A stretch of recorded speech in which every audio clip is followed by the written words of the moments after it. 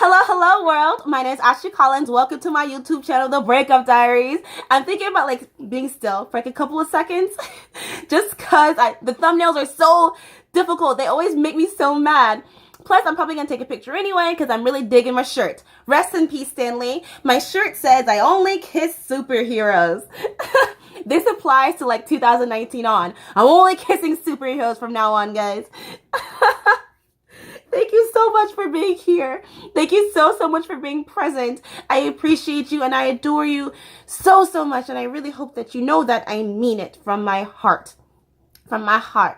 I want to tell you the story about my mother. She was diagnosed with a bipolar depression disorder when I was very young. And she would have these massive, huge manic breakdowns. And it was terrifying. I remember just being a kid and just standing in the corner and just watching her just have this huge tantrum, having this huge fit. And she was on medication the majority of my life up until I got to college. I remember she called me and she said, I'm going to go off my medication now. And I was like, if you think that's a good idea, this is your life. You've been on it for 20 years now. So I support you in whatever choice that you make.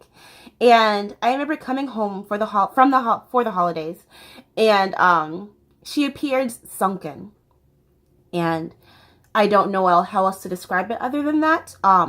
She just seemed like she was sagging and everything was heavy. Her shoulders were hunched over, and she looked so sad and so withdrawn. And that was my first experience with withdrawal from a medication. She's much better now. She's much happier now. And I think back to why she got on medication in the first place and why she was diagnosed as bipolar in the first place. I don't think a lot of people know this, but I have a dad, but he's dead. And when he died, my mother, he had a huge breakdown, a huge nervous breakdown, which is justified, which is so justified because the love of her life just died, and she was left with 4 kids to raise by herself, a huge house, lots of bills to pay. Wouldn't you even make a breakdown as well? Wouldn't you? And I don't remember. I was 2 years old at the time, so I don't know what she did, but my family describes it as being crazy. And instead of putting her through consistent therapy, they just gave her some pills and said, take this forever because you're always going to be bipolar. And she's been off the medication now for 9 years, and she has not had one breakdown. Is it because of the medication, or does she just need that time to grieve? Why am I talking about this? Because I was offered the opportunity to do a case study for this bipolar depression study. So I would basically be on a prescription for depression, and I really considered doing this because I was like, oh my god, I can finally get the help that I need, and it's free, and it's a test trial so that they can potentially help other people. And then I thought back to a friend that I have who is so dependent on their depression and anxiety medication that anytime that they're off it, it's a huge switch. It's a huge switch. They sleep all day. They're completely manic. And I decided that I don't want to do it. And I don't think that is cowardly of me. And I'm definitely not. I should have done a disclaimer at the beginning of this video. My bad. I don't want to shame medication. I think that however you choose to help yourself is good for you, as long as you are taking action and on helping yourself. But I think that we're forgetting that these prescriptions are drugs, and drugs are bad for our bodies. I think that for me, I don't think my problem is a chemical imbalance in my brain. I don't. I think my problem is yes, present tense, that I am running away from things that I don't want to confront. And when I'm forced to confront them, that's when I break down. That's when I have anxiety. When things are outside of my control, that's when I have my panic attacks. And I think that instead of taking a prescription pill to numb me, instead of taking a prescription pill, why don't I take charge of my life, which is what I should have been doing in the fucking first place? And if you think about it, we all, oh my God, I saw this study today that said that 67% of Americans are unhappy. 67. That's a high fucking number. That's more than half of Americans. Can you, and like, we are so justified in being miserable though, right? Like, just turn on the fucking news. Turn on the news, pick up your phone, and look at all the crappy things that are, why am I yelling? Look at all the crappy things that's happening all over the world. And then to add on top of that, all the bills that we have to pay. Add on top of that, this fake timeline that people have that, oh, you have to be married by this certain age. You have to have kids by this certain age. You have to, or you're never going to be happy. And we wonder why people are so depressed. I think my bad thoughts are not mine. I didn't create these fucking bad thoughts. Why would I have these bad thoughts? I think my bad thoughts are other people's words. They're other people's opinions. There's other people's thoughts that I've embedded and I assumed that they were mine. I don't think that I'm stupid. I don't think that I'm worthless, but so-and-so did, and obviously they're right, because why would they lie to me? Oh my God. I had this realization like the other week that I don't believe people's compliments because I think that they're lying to me. I think that those blunt assholes are the ones that are always telling the truth. And that's not fucking true. That's not fucking true. I think that as human beings, we need stimulants. We need not like drug stimulants or like alcohol stimulants, but we need a purpose. We need something to keep us active, to not distract us from what's going on in the world, but to show us that, hey, you are in charge of your world. You are in charge of your life, not someone else. Wow, that was like a huge rant. I have like hair in my mouth. Sorry, like I keep like, I have this habit of licking my lips, because I'm just very afraid of chapped lips. Very, very afraid of it for some reason. It's a huge pet peeve of mine. That was a unnecessary tangent. My bad. I'm avoiding because I'm really scared. I just don't want to offend anyone. But I think that for me, instead of running away from my problems with drugs, I think that, oh God, it just went randomly blurry. I apologize. I think that my main problem is I'm avoiding my problems and I need to face it as an adult. And I think that my breakdowns are because I'm uncomfortable, because I'm not used to handling things on my own, but it needs to happen. I think that if we all just took the wheel of our life over and stopped allowing people to drive our lives and we just drove it ourselves. And I think that we're scared, we're intimidated, we're embarrassed because we're comparing our lives to others, but that's their life.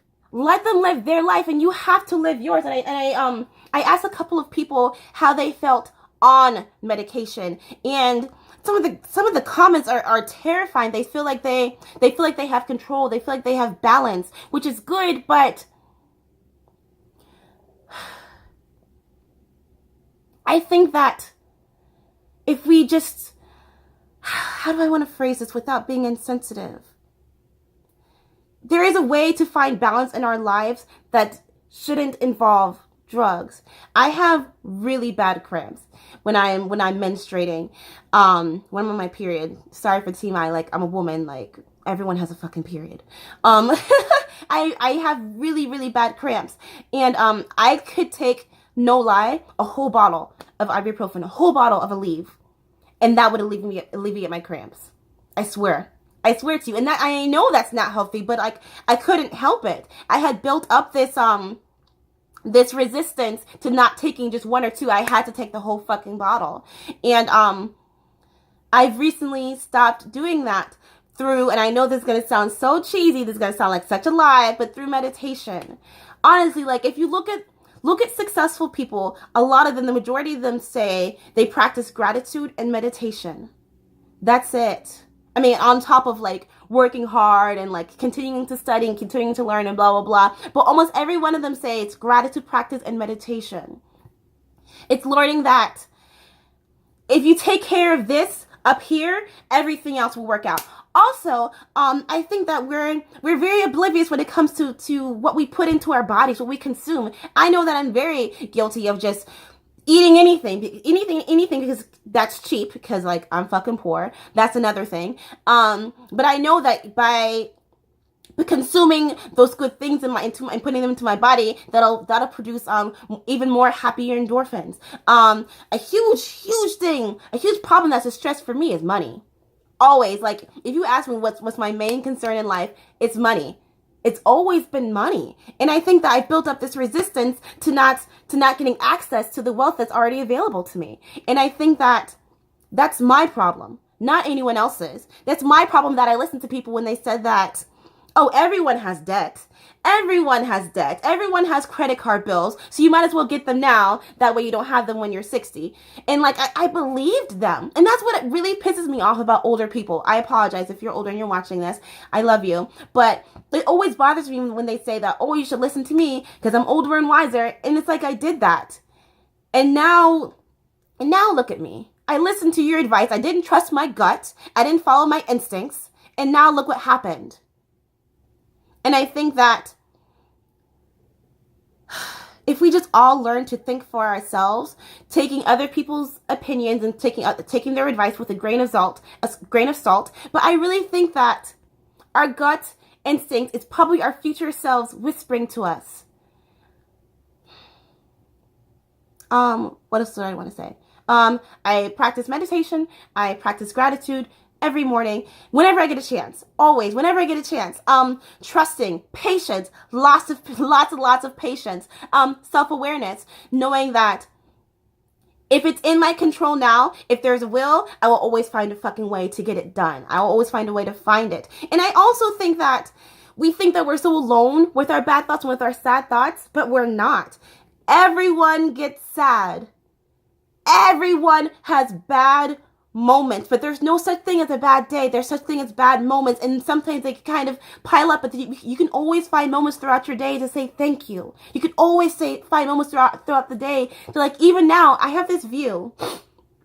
Oh, sorry. I'm still recovering being sick. I have this view across my window, and it's just like layer upon layer and layer of trees, and sometimes I look off and I imagine that I'm in a jungle, which is so weird, but I always say thank you for this imaginary jungle that I have.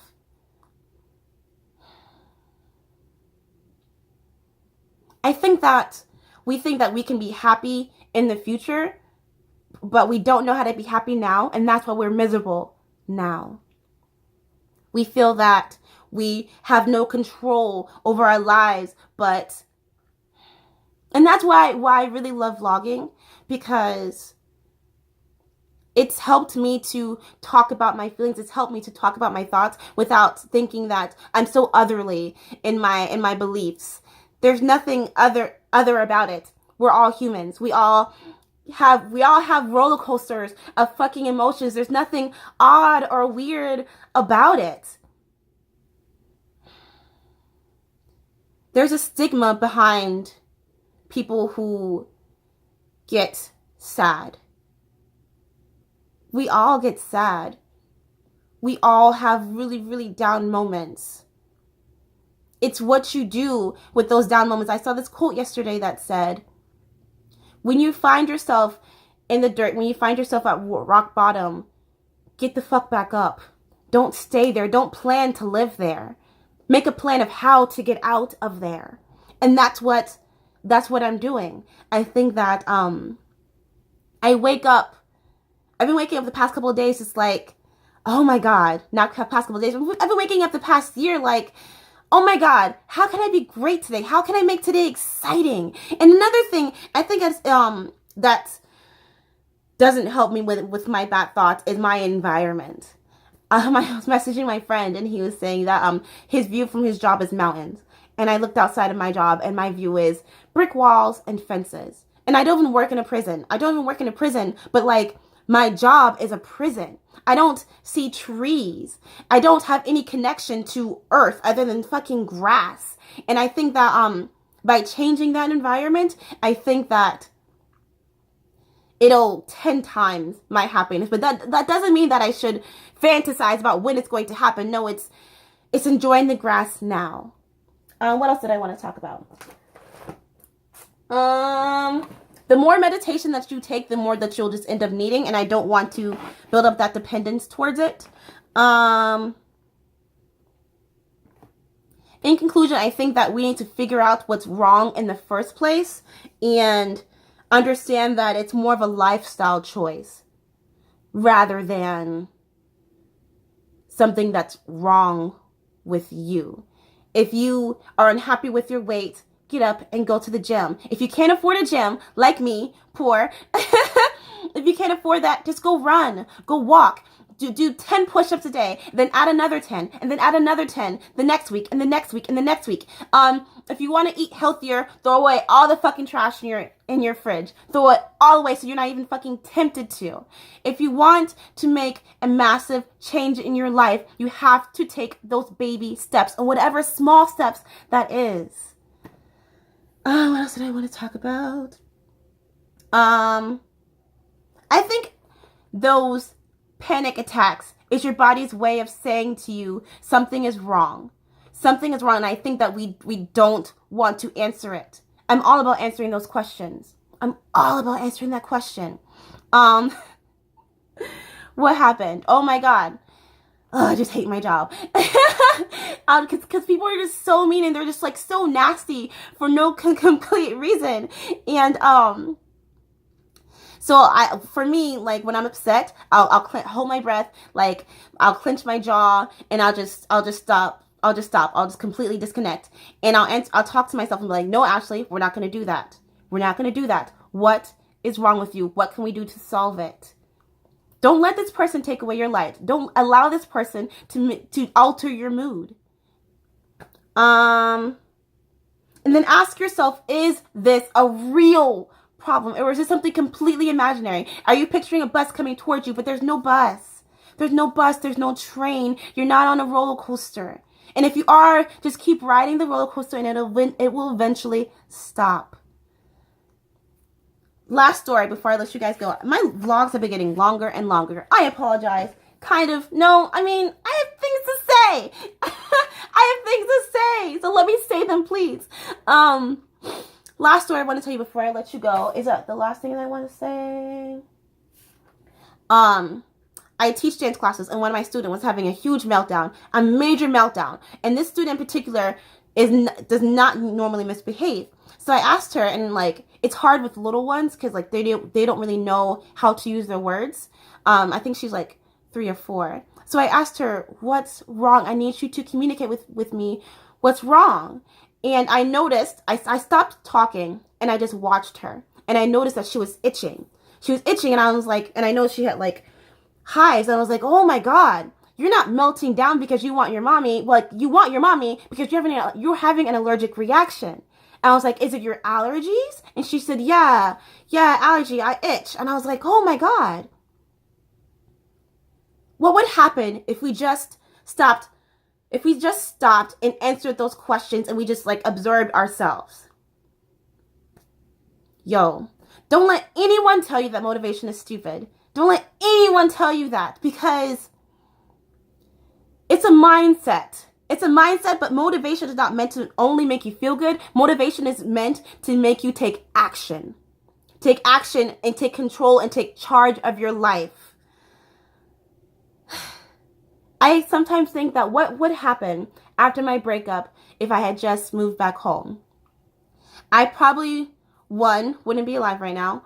I probably shouldn't be smiling as I say that, but it's so true, because I'm just so grateful for my breath right now, because I don't have to be breathing right now, but I am, and I'm just so fucking grateful for that. I probably would have hopped from relationship to relationship to relationship, because I was a serial dater. I have always wanted to make a living making people happy. And I thought that in order to make people happy, I need to find a man and make him happy. And by making him happy, then I'll be happy. That's not it. That's not life. Happiness is a lifestyle, not a temporary vacation. Thank you. Why I'm not going to take prescription medication. That's it. In conclusion, this isn't necessarily long. Not looking forward to editing this. I am. No, this is exciting. I'm excited to edit this. Thank you so much for viewing. Thank you so much for watching. I appreciate you. I have to go to work. Okay.